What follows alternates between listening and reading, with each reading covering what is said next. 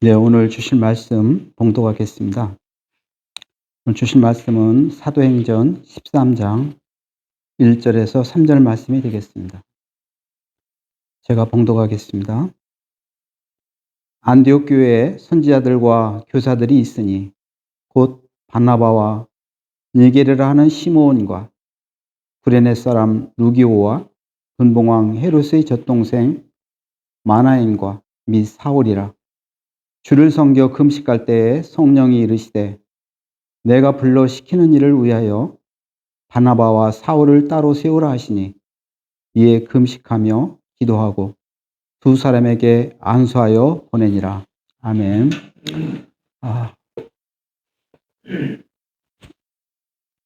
우리는 세상에 교회를 세우는 사람들입니다. 그래서 하나님께서 우리에게 또 은혜를 주셔서 철성교회를 세우셨습니다. 우리 마음에 드는 교회가 아니라 하나님의 마음에 드는 그런 교회가 되어야 합니다. 또 그런 교회를 세워야 합니다. 이 수많은 교회들 중 오늘 나온 그 안디옥 교회는 하나님의 스타일에 꼭 맞는 교회였습니다. 그래서 바울과 바나바가 안디옥 교회에서 사역을 했지만 자신들의 스타일을 고집하지 않았습니다. 모든 교회들이 롤모델에 들 만한 그런 교회였습니다. 잠시 11장에서 안디옥 교회의 시작은 이루어졌는데 스데반의 일로 인해서 예루살렘 교회가 흩어지게 되는 그런 결과를 얻게 되었습니다. 그래서 이 안디옥까지 복음이 전해지는 그러한 일이 있었고 또 안디옥 교회가 부흥이 일어남으로 인해서 거기에 사울이 파송을 받게 되었습니다. 사울이 아니라 바나바죠. 바나바가 그쪽에 예루살렘에서 안디옥까지 이제 파송을 받게 되는데, 근데 이제 바나바가 다소에 가서 바울을 불러냅니다. 그 당시엔 사울이죠. 사울을 불러내가지고 같이 안디옥으로 갑니다. 안디옥에서 1년 동안 두 사람이 열심히 제자들을 양육하며 사역을 하게 됩니다. 그래서 비로소 안디옥에서 그 제자들을 그리스도인이라 부르는 칭호를 받게 됩니다. 그런데 그것이 이제 이렇게 계기가 되어서 안디옥 교회가 많은 부흥이 일어나고 그런 와중에 12장에 보면은 또 헤롯 왕이 이 믿는 우리 그리스도인들을 갖다가 또 핍박하는 그러한 말씀이 또 이어집니다. 그래서 하나님이 이게 부흥하는 가운데 시련이 따른다고 봐요. 그래서 이제 그 당시에 유대인들이 기독교인들을 갖다가 좋게 여기지 않은 그런 관계로 인해서 정치적으로 헤롯은 그리스도인들 중에서 몇 사람을 죽여야 되겠다 이런 마음을 품게 됩니다. 그런데 이제 그 중에서 누굴 죽일 거냐? 근데 아무래도 지도자들을 죽여야 되겠죠. 그러니까 예수님과 가장 정말로 수제자였던 베드로와 야고보를 일단은 선택해서 헤롯 왕이 죽이게 되는데, 먼저는 야고보를 갖다가 이제 죽이게 됩니다. 죽고 나서 베드로를 또 죽고 나서 그 상황이 보니까 유대인들이 너무 좋아하는 거예요. 이게 정치적으로 헤롯이 이제 더 죽일 사람을 갖다 선택하는 가운데 베드로를 옥에 가둡니다. 그래서 우리가 잘 아는 베드로가 옥에 갇힘으로 인해서 온 교회는 그를 위해서 전념해서 기도하게 됩니다. 그것이 마가 요한의 다락방의 그 역사가 일어나는 것이죠. 그래서 거기서 열심히 전념해서 기도하니까 성령님께서 베드로를 갖다가 옥에서 풀어지는 그러한 역사를 하게 되죠. 근데 그 당시에는 이제 무교절이라 헤롯이 죽일 수 없는 그런 상황이 되다 보니까 옥에 갇히게 되는 거죠. 아마 무교절이 닥치지 않았으면 이미 베드로는 아마 죽었을 겁니다. 순교하고 말았을 건데, 그 당시에 무교절로 인해서 베드로가 옥에 갇히고 이제 옥에 무교절 끝나기 하루 전날, 그러니까 그 전날에 호련히 천사가 나타나서 베드로를 갖다가 옥에서 끌어내는 그런 역사가 일어납니다. 베드로의 집에 오니까 첫 번째 마중하는 게 이제 로데죠. 그 여종 모데가 보고 분명히 베드로의 목소리인데 문을 열 수가 없는 거예요. 분명히 옥에 갇힌 사람이 여기 올 리는 없고, 그러니까 이제 회중에 가서 베드로가 왔습니다 얘기하니까 베드로가 아니고 천사가 아니냐 이렇게 얘기하는 가운데 계속 베드로가 이제 문을 두드리니까 그때 문을 열고 베드로를 갖다가 맞이하게 됩니다. 그러니까 베드로가 그 옥에 갇혔던 얘기를 하면서 정말 이 얘기를 아무에게도 전하지 말고 그 야고보 이제 세베대의 아들 야고보가 아니고 알페의 아들 야고보와 형제들에게 이 말을 전하라고 하면서 조용히 떠나게 됩니다. 그래서 헤로드 왕은 이 일로 인해서 엄청난 충격을 받게 되죠. 이 죽여야 되는 베드로가 갑자기 사라졌으니까 거기에 대한 그 파수를 받던 그 파수꾼들, 그들을 신문하고 다 죽이게 됩니다. 그래서 자기는 가이사랴로 내려가서, 이제 지금 정확히 말하면 가이사랴 빌립보죠. 거기에 가서 이 두로와 시돈 사람들을 갖다 만나게 됩니다. 그들을 화목을 위해서 자기가 어쨌든 거기에서 연설하기 시작해요. 연설하니까 회중들이 이 목소리는 사람의 목소리가 아니고 신의 목소리로다, 이렇게 이 헬롯을 갖다가 이렇게 칭송하게 됩니다. 그러다 보니까 헤롯이 그 영광을 하나님께 돌리지 않고 이 사람에게 돌림으로 인해서 충을 먹고 죽게 되는 역사가 일어납니다. 그래서 하나님의 말씀은 이후로 흥왕하여서 부흥하게 되고, 또 바나바와 사울이 그 당시에 예루살렘에 이제 어려움을 당하게 됨으로 인해서 장로들을 보내 구조하는 일을 또 하게 됩니다. 그래서 이제 이 바나바와 사울이 이 마가 요한을 데리고 부조하는 일을 마치고 다시 안디옥에 돌아오게 됩니다. 그래서 이제 여기서부터 이제 안디옥 교회가 시작되는데, 안디옥 교회의 그 특징을 이제 세 가지로 좀 볼 수가 있는데요.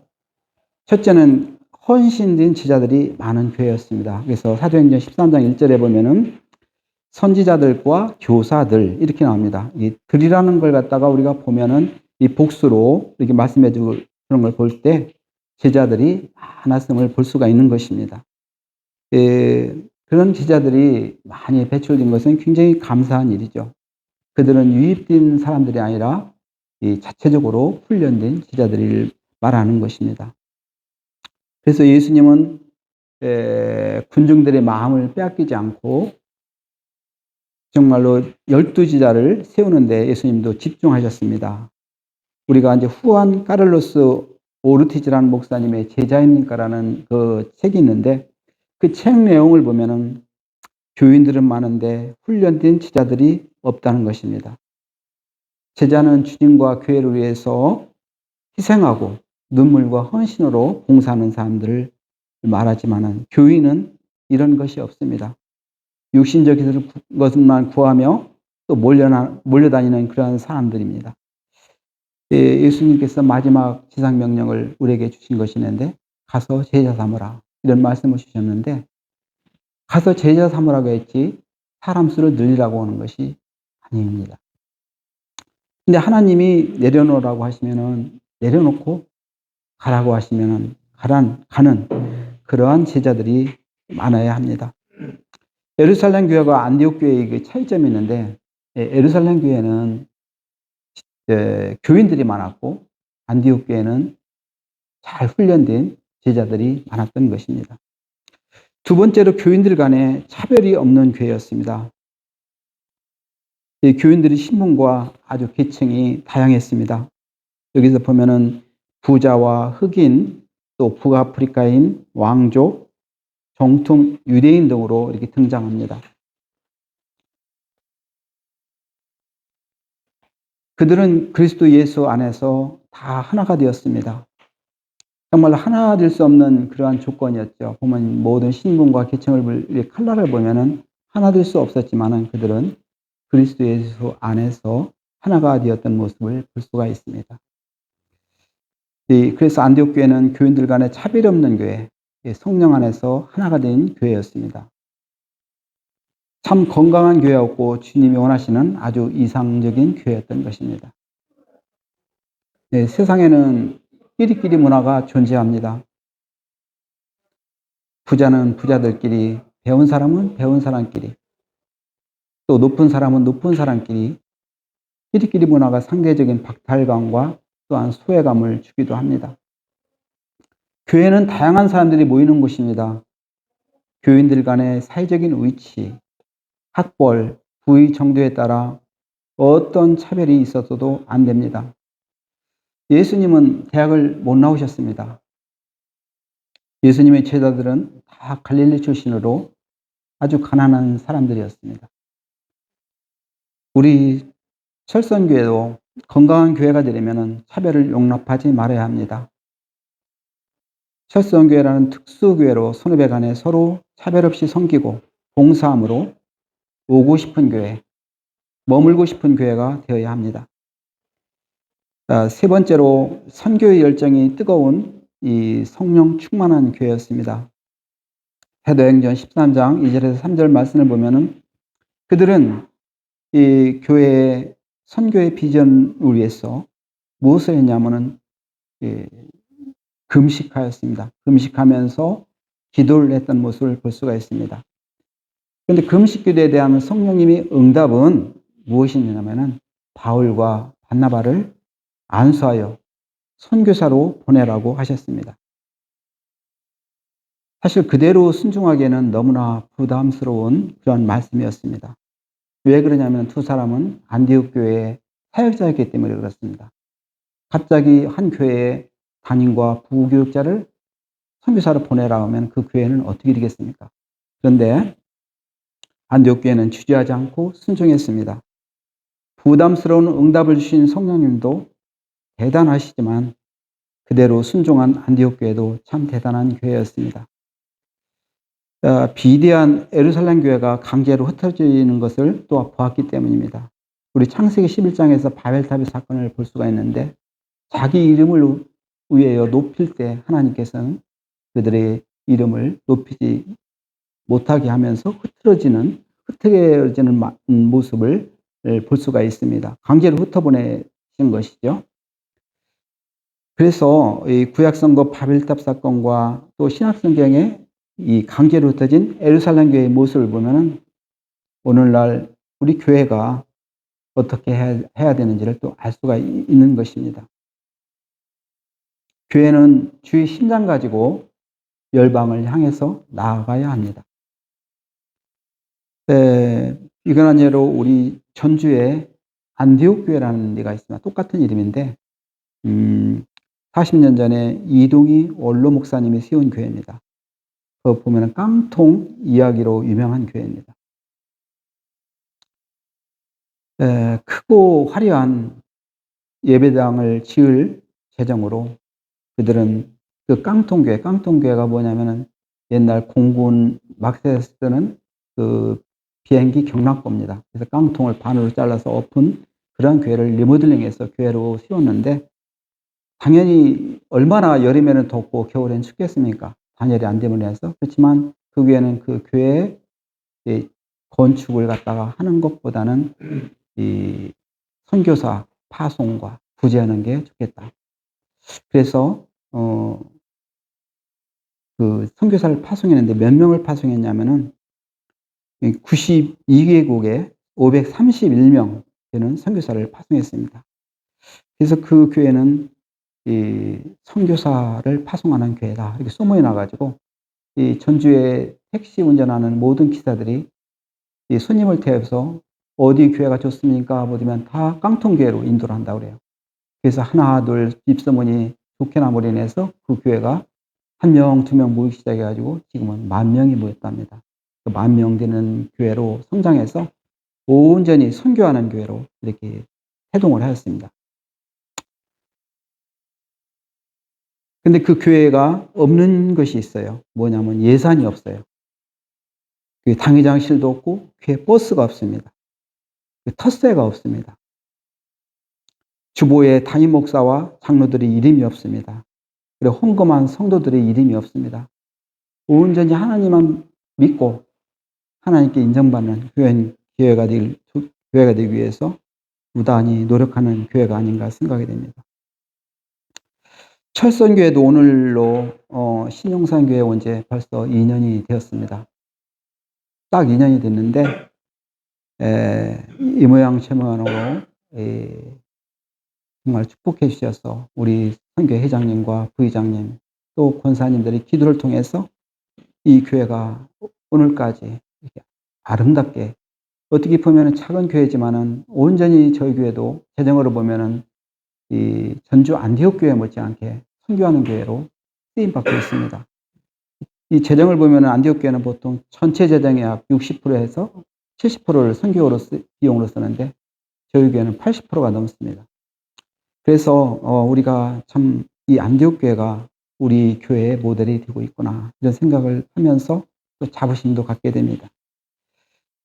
그래서 이 안디옥 교회 같이 하나님의 뜻에 온전하게 쓰임받는 교회가 되기를 소망합니다. 네, 기도하겠습니다. 좋으신 아버지 하나님, 엊그제 우리가 시작을 한 것 같은데 벌써 2년째 하나님께서 좋은 교회, 신흥산교회로 인도해 주셔서 이렇게 예배를 드리게 하심을 감사드립니다. 온전히 정말로 하나님께 영광을 둘 수밖에 없습니다.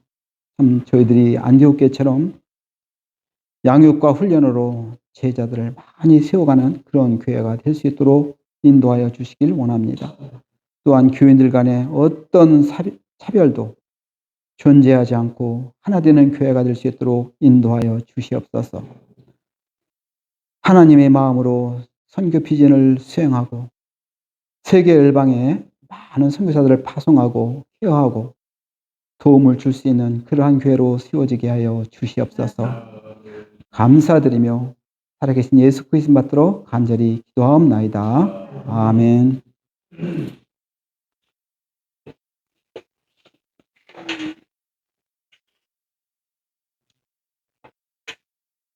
아닙니다. 이거 꺼주세요.